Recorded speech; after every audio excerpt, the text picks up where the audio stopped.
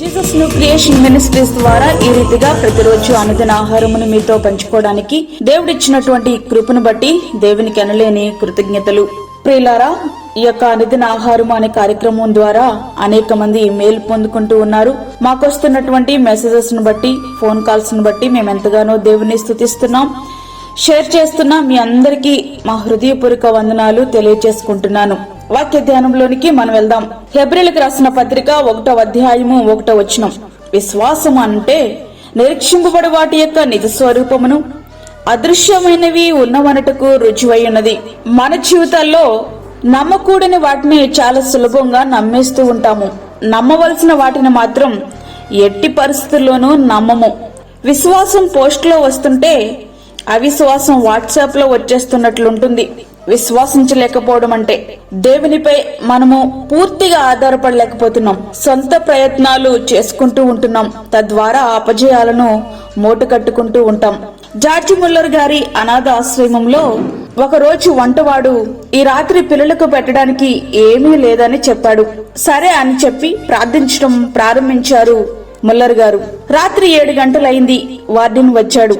అయ్యగారు, ఏమి చేయమంటారు అని అడిగారు. అప్పుడు ముల్లర్ గారు, పిల్లలను ప్లేట్స్ పట్టుకుని డైనింగ్ హాల్లో కూర్చోమని చెప్పండి. జార్జి ముల్లర్ గారి మాటలకు వంటవాడు, వార్డెను ఇద్దరూ ఆశ్చర్యపోయారు. ఈయనకేమైనా పిచ్చి పట్టిందా అనుకుని ఆయన చెప్పినట్లే చేశారు. ఈలోపు ఒక పెద్ద లారీ ఆశ్రమంలోనికి ప్రవేశించింది. ఆ లారీ వాళ్ళు ఇట్లా చెప్తున్నారు, అయ్యగారు, ఈరోజు పట్టణంలో ఒక పెద్ద సభ ఏర్పాటు చేయబడింది. హఠాత్తుగా పిలువబడిన ముఖ్య అతిథులలో ఒకరు చనిపోయారు. మీటింగ్ రద్దు చేశారు. సిద్ధపరిచిన ఆహార పదార్థాలు మీ ఆశ్రమానికి అందచేయమన్నారు. ఆహార పదార్థాలు లారీ నుండి దిగుచూ ఉండగానే వెలుపల పాలు తీసుకెళ్తున్న లారీ పంచర్ అయ్యింది. ఆ లారీ డ్రైవర్ ఆ విషయాన్ని వాళ్ళ బాస్ కి చెప్తున్నారు. అవతల నుండి వాళ్ళ బాస్, నువ్వెక్కడున్నావు అని. అతను, ముల్లర్ గారి ఆశ్రమం దగ్గర ఉన్నాను. అయితే ఆ మిల్క్ ప్యాకెట్స్ ఆశ్రమంలో ఇచ్చేసి లారీ పక్కన పెట్టు అని చెప్పారు. ఆ పాల ప్యాకెట్స్ 15 రోజుల వరకు పిల్లలకు సరిపోయాయట. విశ్వాసం అంటే పరిస్థితులు ఎట్లా ఉన్నా సరే దేవుడు నీ కార్యాన్ని నెరవేర్చగలడని ఆయన పైనే పూర్తిగా ఆధారపడగలడం. విశ్వాసం అంటే నిరీక్షణకు ఆధారము లేనప్పుడు అతడు నిరీక్షణ కలిగి నమ్మెను. రోమా 4వ అధ్యాయము 18వ వచనం. అప్పటికే అబ్రహాము గారికి 100 ఏళ్లు, శారమ్మకు 90 ఏళ్లు. వారి శరీరం మృతతుల్యమైంది. ఇక బిడ్డల కొరకు నిరీక్షించడానికి వారికున్న ఆధారం ఏదీ లేదు. అయితే నిరీక్షణకు ఆధారము లేనప్పుడు అతడు నిరీక్షణ కలిగి నమ్మెను. ఆ నిరీక్షణ అతనిని సిగ్గుపరచలేదు. విశ్వాసమును బట్టి నోవహు అదివరకు చూడని సంగతులను గూర్చి దేవుని చేత హెచ్చరింపబడి భయభక్తులు గలవాడై తనింటి వారి రక్షణ కొరకు ఒక ఓడను సిద్ధము చేశాను. అందువలన అతడు లోకం మీద నేరస్థాపన చేసి విశ్వాసమును బట్టి కలుగు నీతికి వారసుడాయను. హెబ్రీ 11వ అధ్యాయము 7వ వచనం. నోవహు గారు అప్పటి వరకు తన జీవితంలో భూమి మీద ఒక్క వర్షపు చినుకు పడడం చూడలేదు. అయితే దేవుడు అంటున్నారు, ఏకరీతిగా 40 రాత్రులు పగళ్ళు ఆకాశం నుండి వర్షం కురుస్తుందని. కానీ నోవహు అది ఎట్లా సాధ్యమని దేవుని ప్రశ్నించలేదు. విశ్వసించారు, అంతే. తన కుటుంబాన్ని రక్షించుకోగలిగారు. విశ్వాసమును బట్టి రాహాబు అనే వేశ్య వేగుల వారిని సమాధానముగా చేర్చుకున్నందున అవధేయులతో పాటు నశింపకపోయెను. హెబ్రీ 11వ అధ్యాయము 31వ వచనం. అంతేకాదు, ఆమె యేసుక్రీస్తు వంశావళిలో చేర్చబడింది. అది విశ్వాసం అంటే. మోషే పెద్దవాడైనప్పుడు విశ్వాసమును బట్టి ఐగుప్తు ధనము కంటే క్రీస్తు విషయమైన నింద గొప్ప భాగ్యమని ఎంచుకొని అల్పకాలము పాపభోగము అనుభవించట కంటే దేవుని ప్రజలతో శ్రమ అనుభవించటం మేలని యోచించి ఫరో కుమార్తె యొక్క కుమారుడనను అనిపించుకొనుటకు ఒప్పుకొనలేదు. ఏలయనగా అతడు ప్రతిఫలముగా కలగబో బహుమానమందు దృష్టించెను. హెబ్రీ 11వ అధ్యాయము 24 నుండి 26 వచనాలు.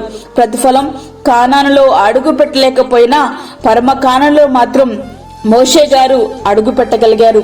మేము సేవించుచున్న దేవుడు మండుచున్న వేడిమి గల అగ్ని గుండముల నుండి మమ్మను తప్పించి రక్షించుటకు సమర్థుడు. దానియేలు 3వ అధ్యాయం 17వ వచనం. ఆ విశ్వాసమే షద్రకు, మేషకు, అబేద్నెగోలు అన్న వారిని అగ్నిగుండం నుండి తప్పించగలిగింది.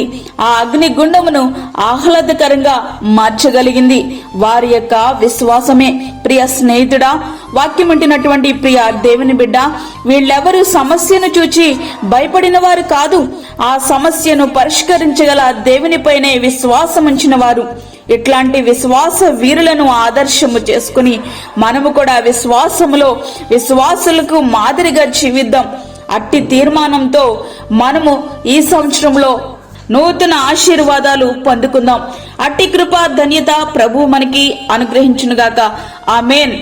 వాక్యమైన ప్రియ దేవుని బిడ్డలారా, ప్రార్థనలో ఏకీభవించండి. పరిశుద్ధుడైన తండ్రి, ప్రేమగల యేసు ప్రభువా, శ్రేష్టమైన మరి యొక్క దినము మా జీవితంలో మీరు అనుగ్రహించారు, నీకు వందనాలు. ఈ దినమంతటి కొరకు మీరు మమ్మల్ని సిద్ధపరచండి. దీని అవసరతలు మీరు తీర్చండి ప్రభువా. ప్రతి విధమైన శోధన, కీడు, ప్రమాదము, తెగుల నుండి మీరు మమ్మల్ని కాపాడండి.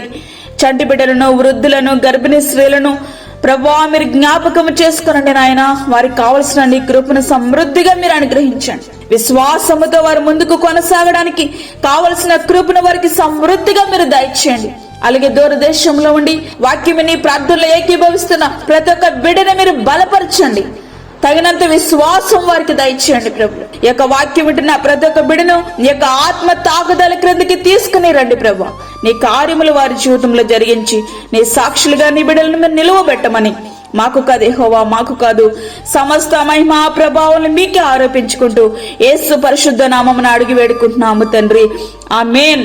ఈ యొక్క వర్తమానములు మీ బంధువులకు, మీ స్నేహితులకు షేర్ చేయండి.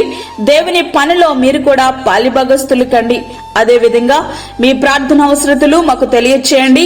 మా ఫోన్ నంబర్ 9177377559. దేవుడు మిమ్మును మీ కుటుంబమును దీవించునుగాక. ఆమేన్. దేవుని సేవలో మీ సహోదరి అన్నమణి సాల్మన్. మా ఛానల్ని సబ్స్క్రైబ్ చేయండి, షేర్ చేయండి, లైక్ చేయండి. దేవుడు మిమ్మల్ని దీవించునుగాక. ఆమేన్.